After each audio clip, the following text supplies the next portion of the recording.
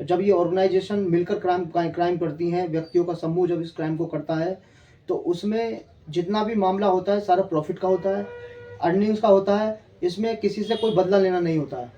बदला लेने वाले नमस्कार दोस्तों, मैं प्रतीक कुमार एडवोकेट आपका आज फिर एक नई वीडियो में स्वागत करता हूं।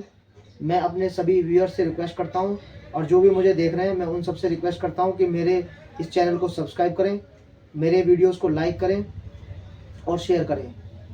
आपको मैं अपनी वीडियो से अपडेट देता रहूँगा। लीगल नॉलेज की जानकारी भी मेरे चैनल से आपको मिलती रहेगी वीडियोस के माध्यम से। तो दोस्तों, आज का जो मेरा टॉपिक है वो टॉपिक बहुत ही महत्वपूर्ण एक लीगल पॉइंट की तरफ है, जो कि आजकल हो रहे क्राइम के ऊपर है। तो आज का जो हमारा टॉपिक है वो है ऑर्गेनाइज क्राइम के ऊपर।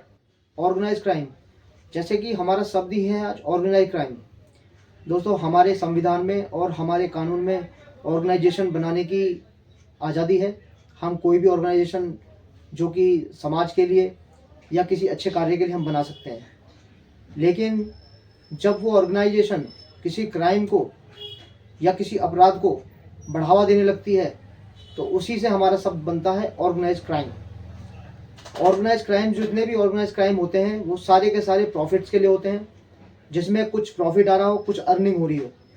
इन ऑर्गेनाइजेशन में दो या दो से अधिक व्यक्ति शामिल हैं या महिला कोई भी शामिल है और ये ग्रुप दो से ज़्यादा का हो जाता है तो इसे हम, और वो कोई अपराध कर देता है तो उसे हम ऑर्गेनाइज क्राइम की श्रेणी में रख देते हैं कानून के मुताबिक। अब दोस्तों, हमारा जो आज ऑर्गेनाइजेशन का जो मामला है, पूरा ऑर्गेनाइजेशन क्राइम का, उसमें एक बॉस होता है और बाकी सब पे अपनी अपनी जिम्मेदारियां बटी होती हैं कि किसको क्या क्या काम करने होते हैं। तो ऑर्गेनाइज क्राइम में लीगल टर्म्स जो कि इन्वॉल्व होती हैं, वो लीगल टर्म्स होती हैं दो तरह की। एक होती है हमारी presence of mains Riya. Mains रिया का मतलब है बुरी इंटेंशन, और दूसरी टर्म है लीगल की, वो है एक्टस रिया, जिसका मतलब है कार्य करना, एक्ट करना। ये दो लीगल टर्म इसमें बहुत ही महत्वपूर्ण है, जो कि ऑर्गेनाइज क्राइम को अपनी जगह और समय के टाइम पे जब ये काम किए जाते हैं और वो क्राइम होने संभव होते हैं। तो दोस्तों, ऑब्जेक्ट जो हमारा इस क्राइम और ऑर्गेनाइजेशन मिलकर क्राइम करती हैं, व्यक्तियों का समूह जब इस क्राइम को करता है तो उसमें जितना भी मामला होता है सारा प्रॉफिट का होता है, अर्निंग्स का होता है। इसमें किसी से कोई बदला लेना नहीं होता है। बदला लेने वाले जो क्राइम्स होते हैं वो अलग श्रेणी में आते हैं। किसी दिन मैं उस पर भी आपके लिए वीडियो बना दूंगा। आपको ये वीडियो पसंद आ रही है तो प्लीज़ मेरे चैनल को सब्सक्राइब करें। तो दोस्तों, जैसे कि मैंने बताया, इसमें रेगुलेटरी होती है क्राइम को करने की, डिवीज़न ऑफ पावर्स होती हैं। एक बॉस होता है, वो सारी चीज़ों को बांट देता है हर एक मेंबर को कि आपको ये करना है, आपको ये करना है। सक्सेस विद प्रॉफिट, इसमें जो जितना भी काम है सिर्फ और सिर्फ प्रॉफिट के लिए है, बाकी प्रॉफिट से अलग हटकर कुछ भी नहीं है। लीडरशिप इसमें होना ज़रूरी है, सीक्रेसी बहुत ज़रूरी है ऑर्गेनाइजेशन में। कुछ मेरे पास नोट्स हैं, इसमें मैं आपको बताऊंगा कि कुछ क्राइम में हम कहते हैं कि ऑर्गेनाइजेशन के जो क्राइम है वो कुछ क्या नाम है, हत्या कर देना या कुछ अलग तरह से कर देना, वो भी एक अलग श्रेणी है। उसकी हम बात किसी और दिन किसी और वीडियो में करेंगे। बाकी जितना भी इसमें क्राइम होता है वो सारा का सारा मैं उसके कुछ एक्ट्स आपको बता देता हूँ।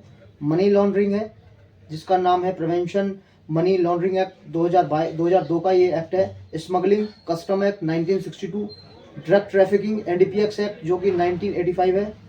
ह्यूमन ट्रैफिकिंग भी जो है वो ऑर्गेनाइज क्राइम में आता है। अब जो इसमें मेन जो आजकल जो क्राइम होते हैं उनमें हमने देखा होगा कि जो क्राइम है, जब हम आते हैं हमारे पास एफआईआर आती हैं तो उसमें किस तरह के मेन जो पॉपुलर क्राइम्स है वो क्या है। एक तो है सेक्शन 391 जो है डकैती का, national security act 1980, gangster act भी अब यूपी में लागू है, ये 1986 का एक्ट है। ये आजकल बहुत ज़्यादा जो चल रहा है वो ड्रग्स का चल रहा है। ड्रग्स भी प्रॉफिट के लिए होता है, ड्रग्स बेचना, फिर उसके माध्यम से क्राइम हो जाते हैं, ये भी बहुत पॉपुलर है। ड्रग्स लोगों को भेजना, इलीगल तरीके से स्मगलिंग करना, और स्मगलिंग में भी कस्टम एक्ट 1962 है, ये भी अलग तरह से हर किसी चीज़ का व्यापार को इलीगल तरीके से करना।